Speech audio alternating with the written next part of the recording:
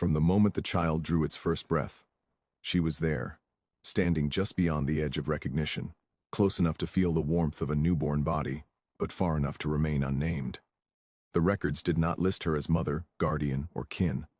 They listed her as property, assigned to the household, her presence reduced to a function rather than a bond. Yet she became the first face the child learned, the first voice that softened the world, the arms that steadied trembling steps. In the quiet hours before dawn, when the house still slept and the air smelled of ash and boiled cloth, she rocked the child and hummed songs that carried no written language. Songs learned from women who had learned them from women before them. These songs were not permitted, not recorded, not credited, but they stitched together moments of safety in a place that offered little of it. The child grew accustomed to her rhythm, her hands, her patience. The household grew accustomed to her devotion. No one thought to ask what it cost her to give it. She lived inside a contradiction that the system depended upon. She was required to be endlessly nurturing and endlessly invisible, to give care without claim and love without expectation. Her name might appear in a ledger as a line item next to linen washing or kitchen labor, but it never appeared beside the child's milestones. When the child laughed for the first time, the credit went to the household's gentility. When the child survived an illness, the credit went to God's mercy. Her nights spent cooling fevers with damp cloths, her days spent coaxing appetite from a body too weak to eat, dissolved into the background like steam. If the child called out in the dark, it was her footsteps that answered. If the child reached for comfort, it was her shoulder that received the weight. But the story told to visitors, to neighbors, to future generations, placed her nowhere in the frame. As the child learned to speak, she taught words and meanings with care, correcting gently, praising often, shaping manners that would later be called refinement. She was instructed to do this, yes, but instruction alone could not explain the patience it required, the tenderness it demanded, the steady presence it enforced day after day. She watched the child form an identity that would be celebrated, protected, and extended, while her own was stripped down to a role that could be reassigned at any moment. In the daylight, she was careful, always careful. She knew which gestures were permitted and which would be read as presumption. A hand held too long could be misinterpreted. A gaze too soft could be punished. Love had to be measured, portioned, disciplined into something that looked like duty. The house itself seemed to understand the rules. Its walls absorbed the sound of her voice and gave it back only when it was convenient. Its floors bore the imprint of her steps without ever acknowledging who made them. In this space, she became a constant without a title, a necessity without rights. She learned to anticipate the child's needs before they were spoken, to read the subtle changes in breath and posture that signaled hunger or fear. This intimacy was encouraged, even expected, because it made the household run smoothly. It was also dangerous because it made separation unbearable. She knew this. Everyone knew it. And still the system insisted on it, because it depended on her capacity to care, while denying her the ability to claim. There were moments when the illusion nearly cracked, when the child clung to her skirt in public and had to be gently pried away, when the child repeated her phrases, mirrored her expressions, carried her cadence into rooms where she was not allowed to follow. People noticed, but noticing was not the same as naming. The house corrected the child quickly, reminding them who belonged where. She corrected herself more quietly, teaching her heart to pull back even as her body stayed close. This was the discipline slavery demanded most ruthlessly, the training of feeling itself. Her own past existed mostly in fragments, recollections of a time when her name had meant something beyond assignment, when family had been a lived experience rather than a threat. Those memories had to be managed too. She could not let them rise to the surface while tending to the master's child, not without risking the steadiness the role required. So she folded them away, deep inside, and poured what remained of her strength into raising someone else's future. The irony was not lost on her, even if it was never spoken. She was asked to cultivate confidence, curiosity, and security in a child who would grow up in a world that denied her those very things. As the child grew older, the relationship shifted but did not disappear. The need for constant care lessened, replaced by a quieter reliance. She was still there to button coats, to check hands for dirt, to remind gently of rules. She was there when lessons were frustrating, when tears came from failure rather than fear. She offered encouragement that was never recorded, reassurance that would later be mistaken for natural confidence. The child learned to expect her presence, to assume it as part of the world's order, without understanding the cost of that assumption. Gratitude was not taught. Entitlement was. In the evenings, when the house settled and the child slept, she often sat alone with the weight of the day pressing into her chest. She wondered what would happen when the child no longer needed her in the same way. She knew how easily she could be reassigned, sold, or sent away, her years of care treated as a completed task rather than a bond. She had seen it happen to others. She had heard the stories whispered in kitchens and quarters, stories of women who raised children only to be discarded when their usefulness waned. The fear of that ending hovered over every act of care, sharpening it, making it both precious and painful. Yet even knowing this, she continued. Not because she believed the system would reward her, but because the child in front of her was real, immediate, human. She responded to that reality the only way she could, with consistency and compassion, even when it demanded the suppression of her own needs. This was the quiet heroism the records never captured, the daily choice to show up fully in a role designed to erase the person performing it. When later generations looked back, they saw a well-raised child, a successful adult, a family line that appeared self-sustaining. They did not see the unnamed woman whose labor made that outcome possible. They did not hear her songs, feel her patience, or count the hours she spent shaping a life she was not allowed to share. Her absence from the official story was not an oversight. It was the point. By forcing her to raise the master's children without acknowledging her humanity, the system demonstrated its power to extract love without responsibility, care without credit, and devotion without rights. The truth of her existence survived not in records or portraits, but in the quiet spaces between what was written and what was lived, waiting for someone much later to notice the gap and understand what had been buried there. She was asked to perform motherhood without ever being allowed to possess it. Every day demanded the gestures of a mother, feeding, cleaning, teaching, comforting, yet every rule of the household reminded her that the role was temporary, conditional, and never truly hers. When the master's children cried in the night, it was her body that rose from exhaustion, her feet that crossed the cold floor, her hands that reached into darkness to bring calm. But when morning came, and visitors filled the rooms with polite conversation, she was expected to fade into the background, her closeness recast as service rather than intimacy. The contradiction shaped her life. She was essential to the children's survival and development, but forbidden from claiming even the smallest piece of the bond she was forced to create. Her own children existed on the margins of this arrangement, often out of sight and always at risk. She might see them briefly at dawn or late in the evening, measuring their growth in stolen moments, memorizing faces that could be taken from her without warning. While she poured her days into nurturing the master's children, her own were left to the care of others, or worse, marked for sale the moment their labor potential became apparent. The pain of this division was constant, a low ache that never fully subsided. She learned to compartmentalize her heart, to give tenderness where demanded while guarding what little remained for her own blood. This emotional discipline was not taught openly, but it was enforced relentlessly by circumstance. The house rewarded her devotion to the master's children with proximity, not protection. She slept closer to them, worked longer hours for them, and was monitored more closely because of them.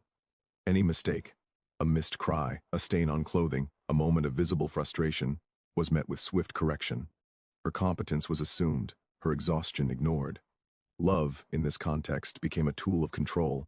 The more attached she grew to the children, the more leverage the household held over her. Threats did not need to be spoken. The possibility of separation was enough. She understood that obedience was safest when wrapped in care, that resistance carried a price she could not afford. As the children grew, they learned the rhythms of her presence without understanding its fragility. They leaned into her for reassurance, repeated her sayings, absorbed her patience as if it were part of the air. At the same time, they were taught to recognize hierarchy, to see her as both indispensable and subordinate. This dual lesson was subtle but effective. They could love her in one moment and dismiss her in the next, their affection never translating into responsibility or protection. When she corrected them gently, it was acceptable. When she asserted herself too firmly, it was not. She walked this line carefully, constantly adjusting her tone, her posture, her words, ensuring that care never crossed into authority. The emotional toll of this arrangement accumulated quietly. There were days when she felt herself splitting into roles, the caregiver who smiled and soothed, and the woman who swallowed grief and anger, until they settled deep in her chest. She could not afford to let either side dominate. Too much distance would be read as neglect, too much affection would be seen as overstepping.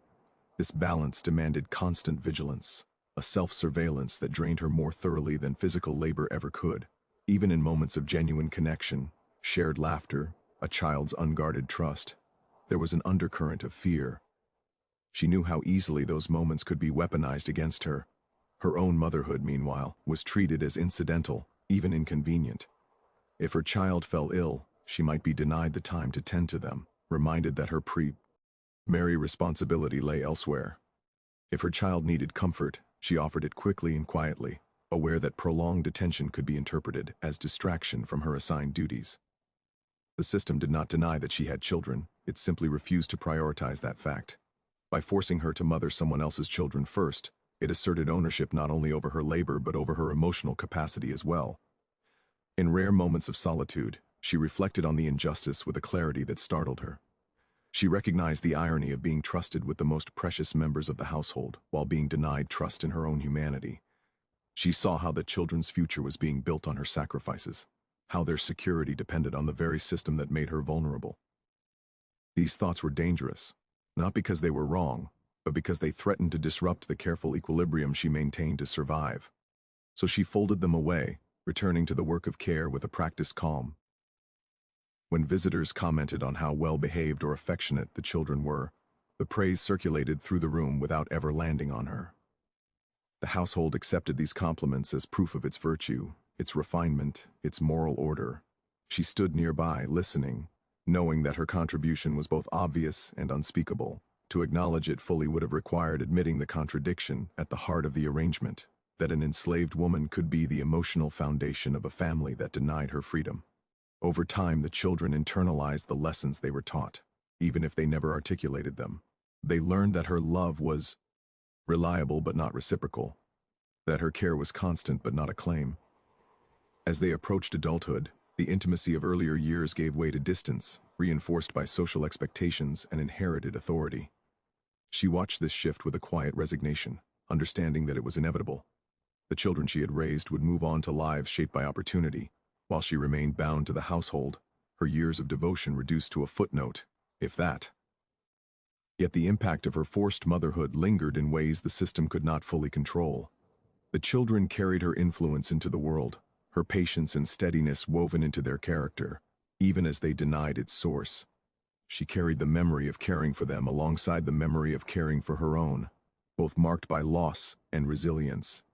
In being compelled to mother without acknowledgement, she exposed one of slavery's most insidious truths, that it demanded not just physical labor, but emotional surrender, extracting love and care while refusing to honor the person who gave them. The truth of her experience survived in the tension between what she was required to do and what she was allowed to be, a tension that reveals the cruelty of a system built on taking everything and naming nothing in return. The house knew, even if it pretended not to. Walls carry memory in a way people refuse to, and this house had learned to listen without speaking. From the kitchen doorway to the upper halls, from the servants' stairs to the nursery windows, there was an unspoken awareness of who truly kept the children alive and who merely claimed them. Everyone saw it. The mistress noticed how the children reached for the enslaved woman before they reached for her. The overseer noticed how discipline softened when she intervened. Visitors noticed how calm the children became when she entered the room. But noticing was never allowed to turn into acknowledgement. Silence was not ignorance here, it was policy. Within the household, there existed a careful choreography designed to preserve appearances. When guests arrived, she was instructed to step back at precisely the right moments, to withdraw just enough to maintain the illusion that care flowed naturally from the family itself. She learned where to stand, when to move, when to disappear. Her proximity to the children was both relied upon and regulated. Too close, and it raised questions.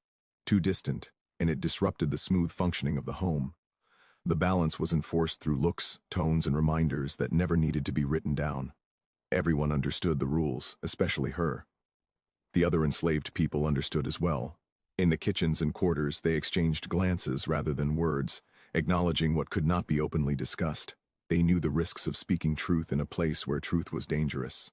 They saw how she was summoned at the slightest distress, How her labor extended beyond physical tasks into emotional territory others were forbidden to claim. They also saw how quickly that closeness could be used against her. Silence among them was not betrayal, it was survival. To speak openly would have endangered her, and possibly them as well. The children, too young to understand the system but old enough to sense its boundaries, absorbed the contradictions instinctively. They knew she was company. Fort and safety. But they also learned, through correction and example, that her role had limits. When a child spoke her name too freely in front of guests, they were gently redirected. When they expressed attachment too openly, it was reframed as childish dependency. The lesson was subtle, but effective. Affection was allowed, but recognition was not. She remained essential, yet unnamed in the family story. The mistress felt this tension acutely, though she rarely named it, even to herself. She lived with the quiet discomfort of knowing that another woman held her children's earliest memories. Rather than confront the injustice of that arrangement, the household doubled down on silence. It was easier to treat the enslaved woman's care as instinctual, almost automatic, than to acknowledge it as skilled, intentional labor. Silence protected the hierarchy. It preserved the narrative that refinement and virtue flowed from ownership rather than exploitation. The overseer, charged with maintaining order, understood the practical necessity of her role. He saw how her presence reduced disruptions, how her calm steadied the children, and by extension, the household. But he also understood the danger of letting that truth become visible.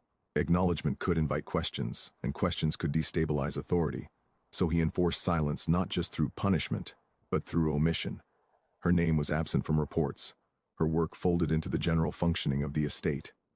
By not writing her into the story, he ensured she could not claim a place in it. Even moments of crisis adhered to this rule. When illness swept through the household and the children's lives hung in the balance, it was her vigilance that made the difference. She monitored fevers, prepared remedies passed down through generations, stayed awake through nights of labored breathing. When the children recovered, gratitude was directed upward, toward God, toward fortune, toward the household's supposed benevolence. Her role receded once more into silence, as if survival itself had occurred without her intervention. To speak otherwise would have disrupted the carefully maintained fiction. She felt the weight of this silence in her body. It settled into her posture, her breath, the way she moved through rooms already anticipating erasure. She learned to speak softly, to announce herself only when necessary, to make her presence felt without being seen. This self-erasure was not natural, it was learned, reinforced daily by the knowledge that visibility carried risk. Yet invisibility carried its own cost. Each unacknowledged act of care chipped away at her sense of self, forcing her to exist primarily through others' needs. There were moments when the silence felt almost loud, pressing in on her from all sides. When the children laughed at a story she told but repeated it later as if it had come from someone else. When a visitor praised the household's harmony without realizing whose labor sustained it. When she overheard conversations about upbringing and values that excluded her entirely, even though she embodied those very qualities in practice. These moments sharpened her awareness of the gap between reality and representation, a gap maintained by collective agreement. Silence also served as a warning. She had seen what happened when that agreement was broken. An enslaved woman who spoke too openly about her role, who demanded acknowledgement or protection, could be reassigned, sold, or punished. The house did not need to threaten, precedent was enough. So she held her truth carefully, sharing it only in fragments with those she trusted, often through gesture rather than speech. A look exchanged with another woman, a brief touch of understanding. These were the small rebellions allowed within the confines of silence. As the children grew and the household's routines shifted, the silence adapted rather than disappeared. Her role became less visible but no less significant. She remained the quiet constant, the one who knew the children's fears and habits even as others claimed authority over them. The house continued to function smoothly, its order intact, its secrets preserved. Visitors came and went, impressed by the appearance of stability, unaware of the unspoken truths that sustained it. In this way, the house became a witness that refused to testify. It held the evidence of her care in its walls and floors, in the worn paths she traced daily, in the echoes of her voice soothing children who would later deny her place in their lives. The silence that surrounded her was not empty, it was full of intention. It protected those in power by erasing the labor and humanity of the woman at its center. Her story, like so many others, survived not through open acknowledgement, but through the persistence of lived experience. The truth remained embedded in the contradictions of the household, in the reliance on a woman whose existence was minimized. By understanding the silence that surrounded her, one begins to see slavery not just as a system of forced labor, but as a system of enforced forgetting, where everyone knew, but no one was allowed to speak. Her love, though unclaimed, became a tool the system wielded with precision. Every gentle touch, every comforting word, every sleepless night spent cradling a fevered child was counted, not in gratitude, but as a mechanism of control. The plantation, the household, and even the master understood the quiet leverage her attachment gave them. She would bend herself entirely for the children, because she could not imagine abandoning them, even as the law, custom, and circumstance insisted she had no right to claim them. The deeper she loved, the more the system profited, extracting not just her labor, but the most intimate, unquantifiable parts of her existence. And in this, the cruelty of slavery revealed itself in the most intimate form, the manipulation of the human heart. From the earliest days, she felt the invisible leash tighten with every act of care. When the baby cried through the night, she would rise, her body aching, her mind heavy with exhaustion, yet she would move swiftly and quietly, attending to every whimper as though it were her own child. She fed them with patience, washed them with care, and soothed them with songs and stories she had learned from women whose own voices had been silenced. Every gesture was infused with an unspoken love, a devotion that had to be rationed carefully so it would not be mistaken for overreach, for claiming authority where none was allowed. The system demanded her emotional labor alongside her physical labor, and it thrived on the depth of her attachment. Her attachment was exploited in ways both subtle and overt.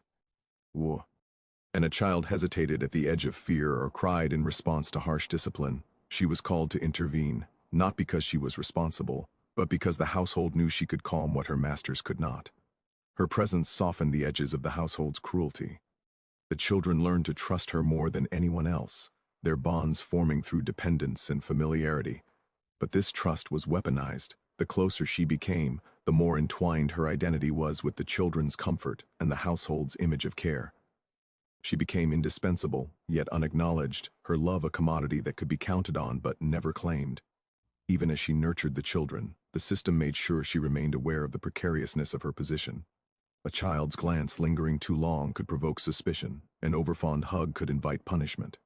She learned early to measure the boundaries of her affection, to calibrate her gestures to maintain the illusion that care came from the household, not from her. Love was required, but ownership of that love was forbidden. And so she loved in silence, pouring out her heart in ways that could never be named, never rewarded, never returned with recognition. Her own emotional needs were subordinated to those she served. When grief came, a lost sibling, a stolen child, a miscarriage, or a longing for her family, she swallowed it, storing the pain deep inside where it could not interfere with the role she was expected to perform. She grieved quietly, weeping in the stillness of the quarters or in the shadows of the kitchen, never allowed, never acknowledged, never witnessed. The system demanded a constant presence of warmth, a care for others, even when her own life felt hollowed out. Her devotion became invisible labor, a silent currency that the household depended on but refused to repay. The children, innocent in their own lives, were both recipients and instruments in this exploitation. They learned to look to her instinctively, to rely on her attention, and to expect her patience. This deepened her attachment and, by extension, the control the household exercised. Her love, formed naturally and unavoidably, was precisely what made her vulnerable. Her body, her heart, her mind were all enmeshed in this web. The more she gave, the stronger the system's hold became. And she gave, not because she wanted to be a tool, but because to withhold care would have endangered both the children and herself. Even in moments of quiet observation, she could feel the mechanics of this exploitation at work. The mistress of the house would remark on the child's good behavior or intelligence, never noticing the guiding hand behind it. Neighbors and visitors would praise the household's virtue and gentility, oblivious to the fact that it rested on the constant, invisible labor of the enslaved woman. She learned to live in a dual reality, celebrated for her success without acknowledgement, bound by her responsibility without choice. Love was never free.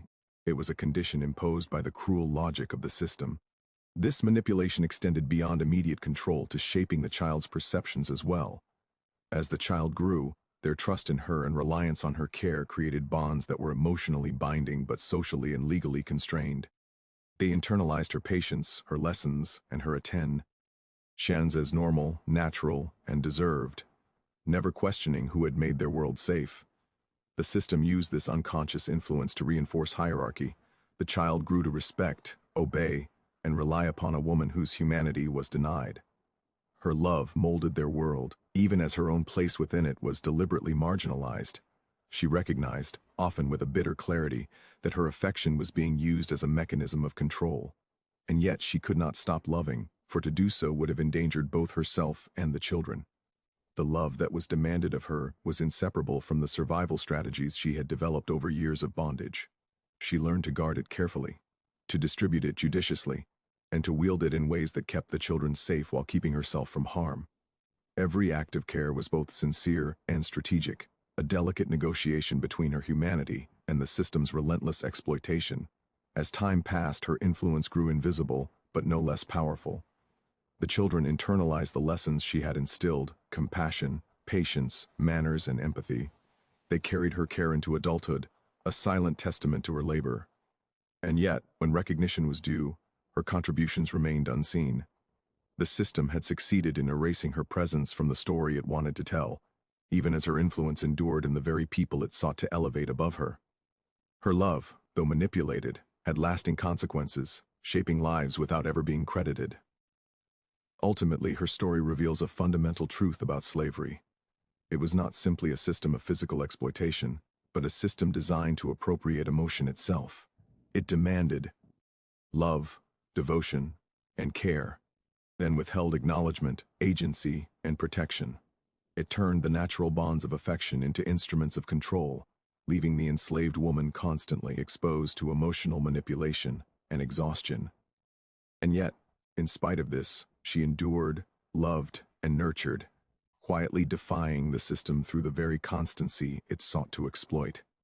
Her unclaimed love became both a tool of survival and a quiet act of resistance, a testament to the enduring strength of human spirit under conditions designed to deny it.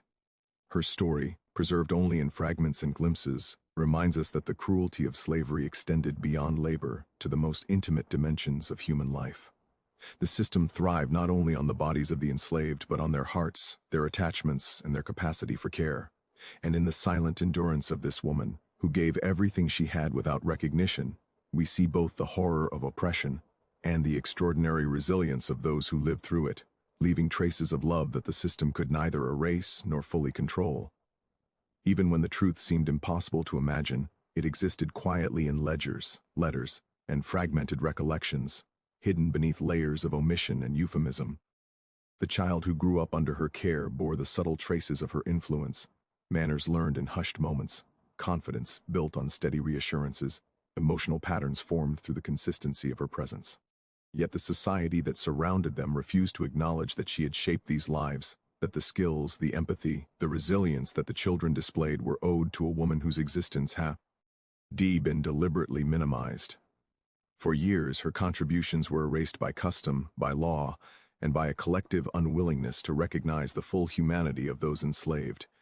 And in the shadows of that erasure, the truth waited, buried but persistent, like embers that refused to die. The physical resemblance between the caregiver and the children she raised often went unnoticed publicly but was remarked upon privately. A glance in a mirror, a shared gesture, a familiar tone of voice, the subtle ways in which her DNA, behavior, or learned habits appeared in the children could not be fully suppressed.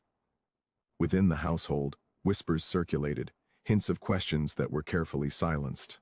The very things that should have been evidence of kinship became a dangerous currency. She learned early to control how she expressed herself, to temper natural responses to avoid revealing connections the household did not want acknowledged. Every glance, every smile, every movement became part of an unspoken negotiation between her survival and the truth that threatened to surface. Records, when examined long after the fact, began to tell a story the household could not suppress. Birth ledgers, estate inventories, letters from overseers, and scattered accounts held subtle discrepancies that historians would later notice.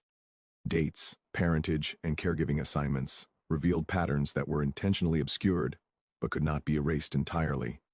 The repeated involvement of a single woman in the earliest years of multiple children, coupled with physical resemblances and notes of unusual trust, pointed to a reality long buried beneath layers of silence and assumed propriety. Fragments were the first hints that the narrative presented at the time, of a perfect household managed by benevolent masters, was incomplete, hiding the essential presence of the enslaved woman who had shaped lives without recognition. Her knowledge of the children extended beyond what any record could capture. She remembered their first words, their earliest fears, the precise way each one responded to correction, praise, and affection. This knowledge was intimate, private, and meticulously maintained because its revelation could endanger her. She held in her mind the totality of these children's formative experiences, while the household recorded only the outcomes they deemed convenient. It was a form of unseen power, one she could not openly wield, but that ensured her indispensable presence. In every milestone, from first steps to first words, from learning to read to navigating social expectations, her influence was present even if invisible. The betrayal of this work was embedded in its erasure. She nurtured and disciplined, protected and encouraged, yet no credit was afforded. The children might have flourished under her care, but society would never see her as a legitimate contributor to their development. In fact, acknowledgement could have endangered her further, threatening the carefully enforced hierarchy in the economic and social structures that depended on her invisibility. Her work was simultaneously essential and prohibited from recognition, a paradox that defined the emotional landscape of her life. The system's cruelty was most acute here. It did not just exploit her body and labor, but claimed her love as a resource while denying her the status and dignity that love naturally entails. Her role also shaped the children's perception of authority, loyalty, and affection. They learned, often unconsciously, to separate recognition from care, to internalize guidance without acknowledging the person who provided it. They absorbed moral lessons, social norms, and emotional regulation, all mediated through a woman whose contribution they were taught to overlook. This created a complex, often unconscious debt that history struggled to trace.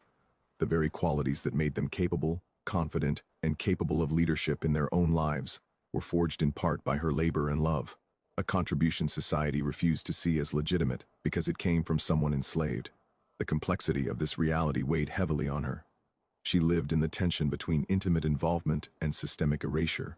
Every act of care was genuine, but it carried an unspoken price. The deeper her attachment, the more vulnerable she became.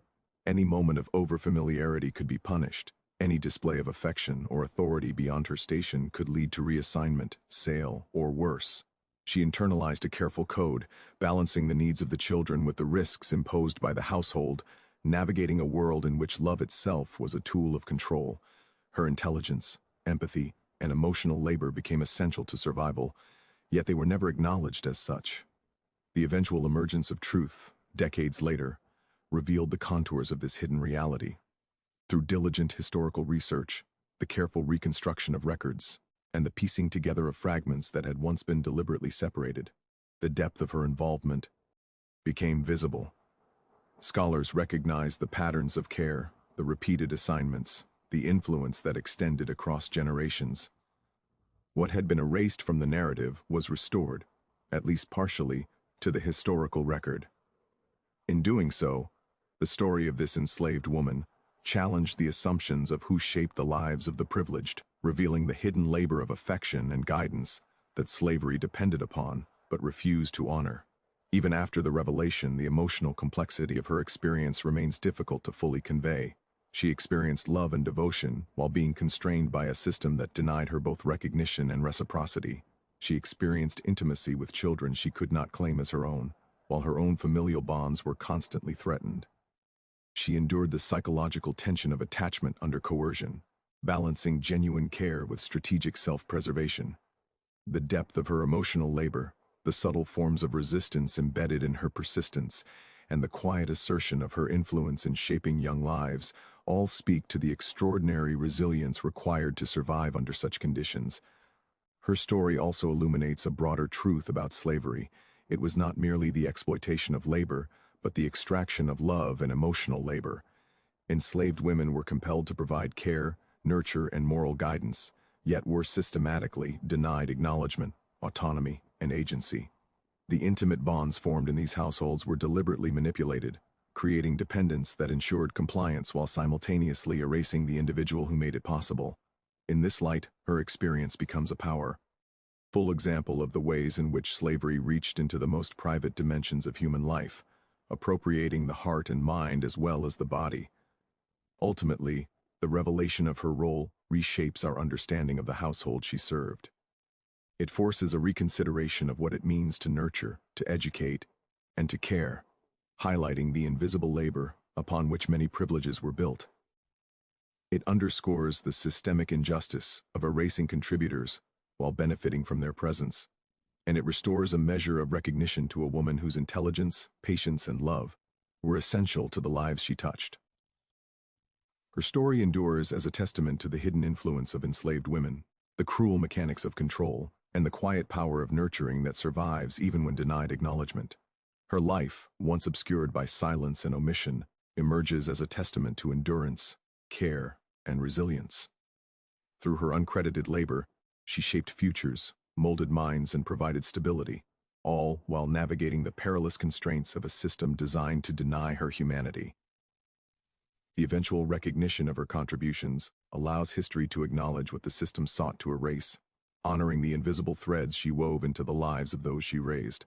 In doing so, her story challenges us to reconsider what constitutes influence, care, and legacy, and to recognize that even in the harshest conditions, the human spirit can persist and shape the world in profound ways. The plantation's records were never meant to tell the full story. They existed to track births, deaths, and transfers of property, cataloging human beings as if they were objects, not people. And yet, if one looks closely, they reveal the faint outlines of a reality that the household tried desperately to hide. Among the neat columns of dates and names, there are patterns that speak to the extraordinary labor of the woman who raised the master's children. Her assignments, repeated across years and multiple children, her presence noted not as influence but as a resource, suggest a story that could not be entirely erased, even by a system designed for erasure. She became indispensable in ways that could not be quantified, a quiet force shaping lives that were celebrated publicly while her own existence was minimized. The meticulous care she provided went far beyond what was recorded. She knew which children required a gentle touch, and which required firm guidance, which cried in fear, and which in frustration. She anticipated needs before they were spoken, smoothing the edges of childhood that might otherwise have frayed in the rigid environment of the household. In doing so, she exercised a form of authority that was both profound and invisible. The children's manners, their ability to navigate the world, their moral compass, were all shaped in no small part by her steady hand, even as the system deliberately omitted her from the narrative.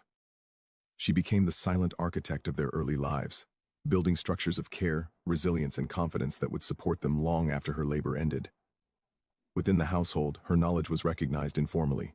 Overseers, mistresses, and visiting relatives all relied on her skill, even as they refused to name it openly. She could soothe a frightened child, redirect a tantrum, or manage a delicate emotional situation with expertise that others lacked. Her reputation existed in the unspoken acknowledgement of her indispensability, a quiet acknowledgement that could not take public form.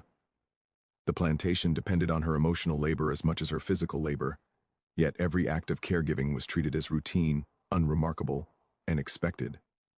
Her power was hidden in plain sight, embedded in the smooth functioning of a household that would have faltered without her steady presence. Even as she worked tirelessly, she carried the knowledge of her own vulnerability.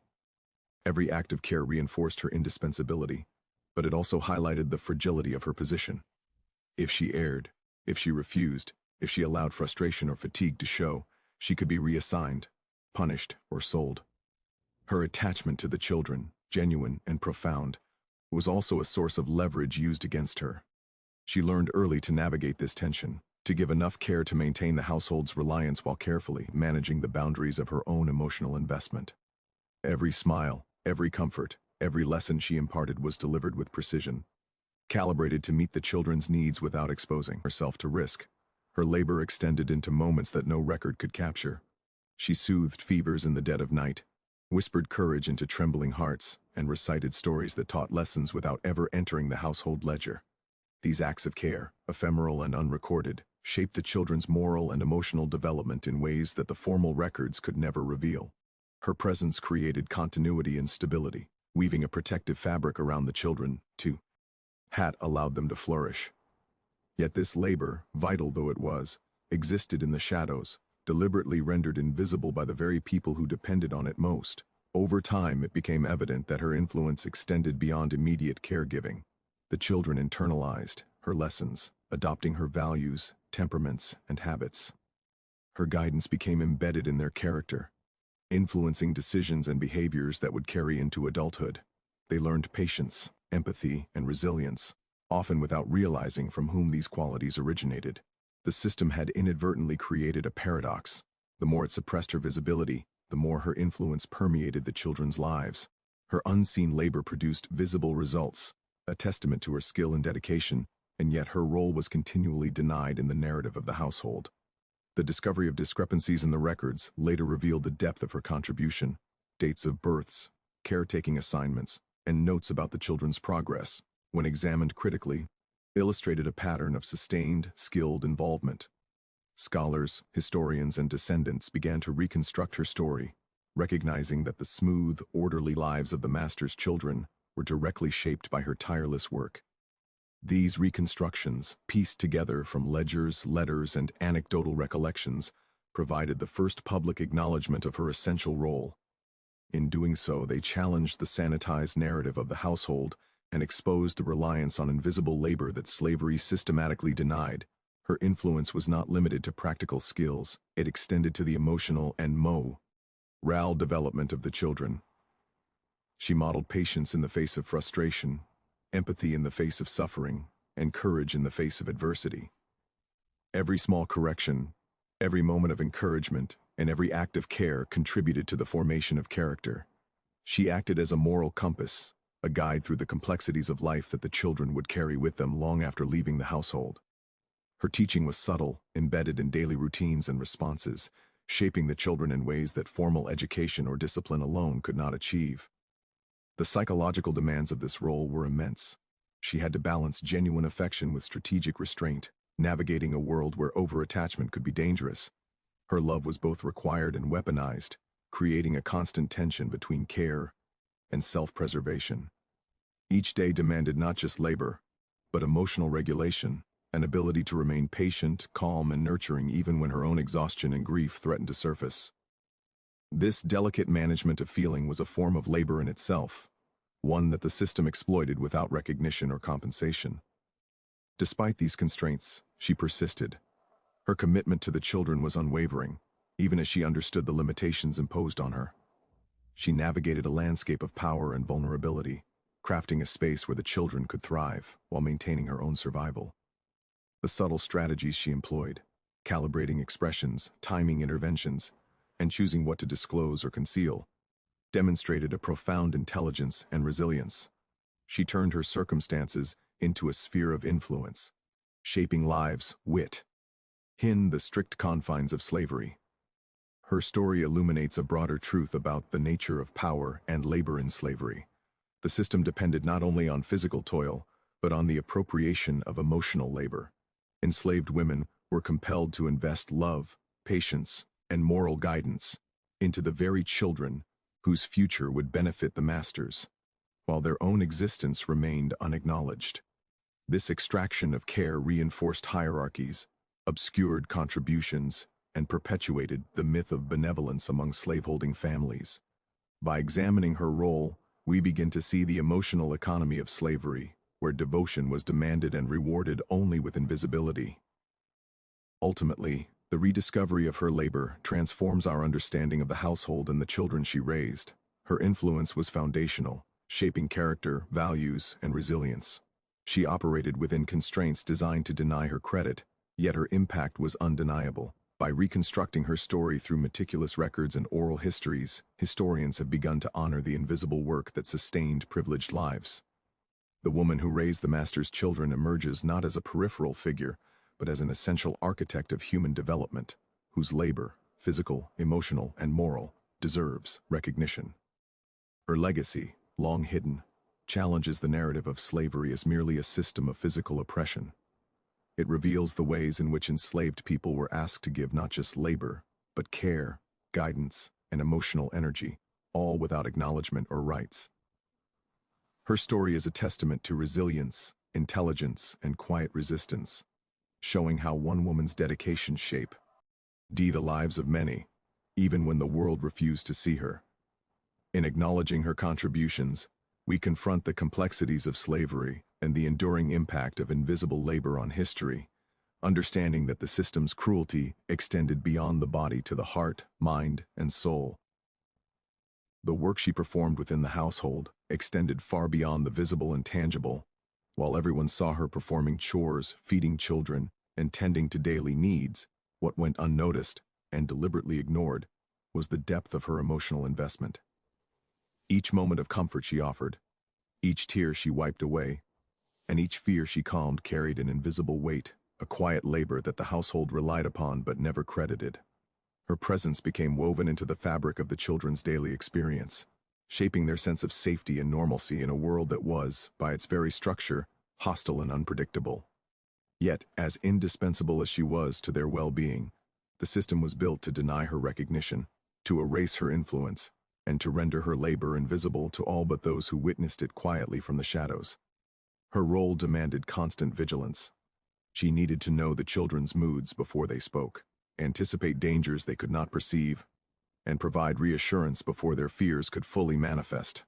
It was an emotional labor that required extraordinary awareness, empathy, and patience, skills that were neither taught formally nor acknowledged publicly. Every gesture had to be measured. Too much attention could be seen as overstepping, too little as neglect. This balance was delicate, and the consequences of misjudgment could be severe. Yet she performed these tasks with remarkable consistency, providing a foundation of stability upon which the children's development rested. In her quiet, unnoticed way, she also became the keeper of the household's unspoken truths. She observed behaviors, overheard secrets, and learned patterns that no master or mistress fully grasped. She knew when a child's confidence was fragile, when a curiosity could lead to danger, and when discipline was needed to prevent harm. Her influence was subtle, operating through guidance and example rather than command, yet it was profoundly effective. The children absorbed lessons from her that would shape their character, temperament, and sense of morality, even as they were taught to overlook the source of these lessons. In this way, she shaped the household from within, her labor invisible but foundational. The emotional cost of this work was immense. She poured herself into children who were legally not hers, while her own family, if she had one, was often neglected or threatened. Any attachment she formed was precarious, because the household could reassign her at any moment or sell her, separating her from the children she had nurtured. This constant tension, between love and loss, care and control, defined her existence. She learned to guard her own heart even as she gave it freely, a survival strategy that demanded resilience, self-discipline, and emotional intelligence of the highest order. Every act of care was performed under this shadow, a silent negotiation between human compassion and the structural cruelty of slavery. Even the children, innocent in their dependency, became part of this system of invisible labor. They learned trust, patience, and empathy from her. Yet they were socialized to see her presence as natural rather than extraordinary. Her efforts were reframed as duty, her sacrifices normalized, and her influence absorbed without recognition.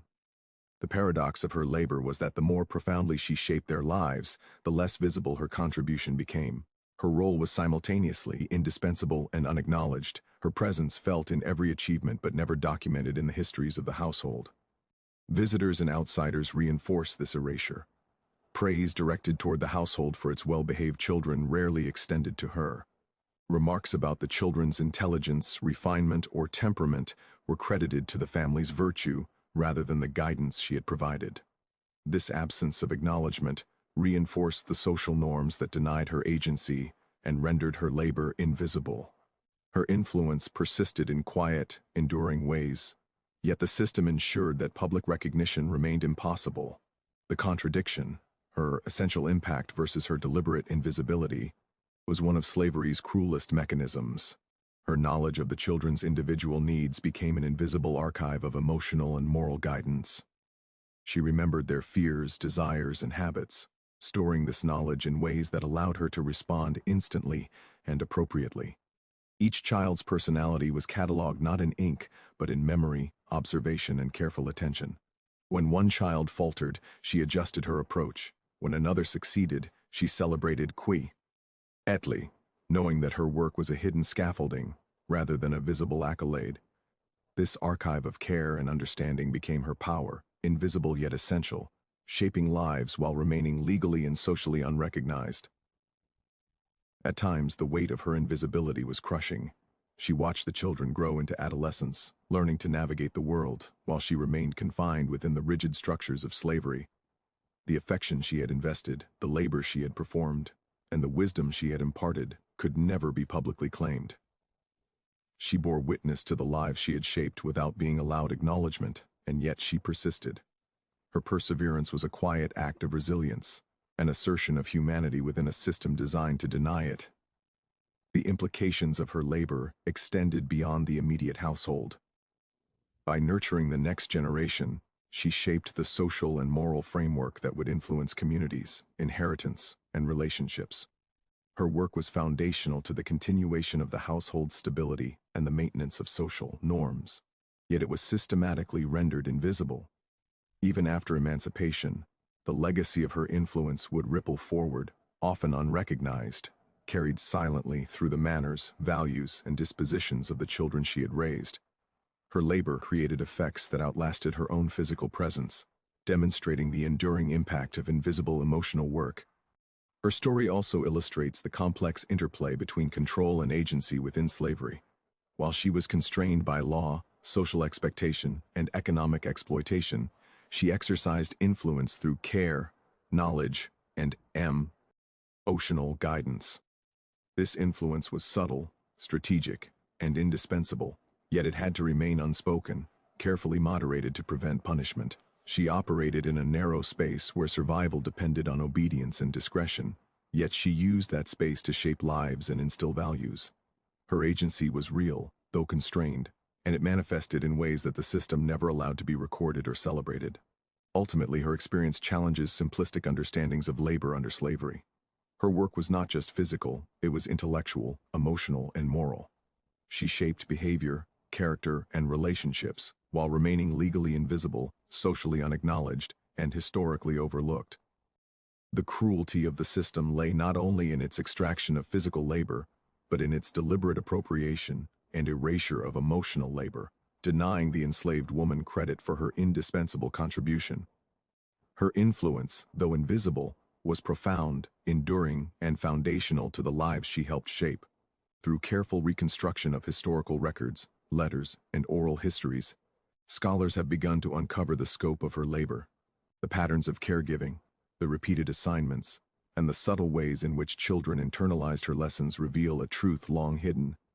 She was a central figure in the household, shaping lives without recognition. Her story reminds us that the history of slavery is not only a history of physical oppression, but also a history of emotional and moral labor extracted from those who were denied freedom. Her life stands as a testament to resilience, intelligence, and the quiet power of care in circumstances designed to render her invisible. Even when the household and the broader society refused to name her, her influence persisted. It existed in the children's temperament, their values, their ability to navigate the world. She left an imprint that was at once unseen and indelible, a testament to the extraordinary labor of love performed under the most impossible conditions. Her story underscores the central truth that slavery depended not only on the body, but on the heart, demanding emotional labor while denying recognition. In the subtle, enduring ways she shaped lives, she exercised a form of power the system could not fully control, leaving a legacy that historians, descendants, and the world are only now beginning to fully acknowledge. Even in the quietest corners of the household, where voices were hushed and movements measured, the enslaved woman's presence was undeniable. She moved through rooms with a careful rhythm, attending to the children in ways that seemed instinctual, as if she existed in perfect harmony with their needs. Yet every step she took, every gesture of care, was laden with unspoken tension. She knew that her devotion, though natural, was a form of labor that could be exploited, a resource the household relied upon without acknowledgement. Love and nurture became commodities, extracted from her heart as surely as her strength was taken from her arms. The paradox was cruel. She shaped lives profoundly, yet was denied any claim to the children she raised, forced to exist as invisible scaffolding in the architecture of their upbringing. Her influence extended far beyond simple caretaking. She anticipated the children's fears before they articulated them, add the subtle signs of illness or distress, and provided comfort that stabilized the household's emotional equilibrium. The mastery of these skills was not accidental. It was learned through years of observation, trial, and careful negotiation of boundaries. She developed a sophisticated understanding of human behavior, the psychology of children, and the nuances of emotional response, all while navigating the ever-present risk of punishment or censure. Her knowledge became a hidden power, enabling the household to function smoothly while leaving her contributions unrecognized and unrecorded. This invisible labor was also a means of survival. Each act of care was calibrated to maintain her indispensability while minimizing the chance that her influence would be interpreted as authority. She learned to give just enough to be necessary, yet never enough to be considered equal. Her affection was genuine, yet strategic. She soothed the children's anxieties, nurtured their confidence, and shaped their understanding of the world, all while carefully guarding her own heart. The system exploited the natural bonds of human affection, turning love into a tool of control. She became both the source of comfort and a prisoner of the very care she provided, a duality that demanded extraordinary resilience. The children internalized lessons from her that would last a lifetime, often without ever recognizing the source. They learned patience from her quiet example, empathy from her attentiveness, and resilience from her steady presence in moments of fear or uncertainty. Her guidance shaped their moral and emotional development, creating patterns of thought and behavior that would influence their decisions and relationships well into adulthood. Yet the system worked tirelessly to erase her influence from the narrative. Her name seldom appeared in records.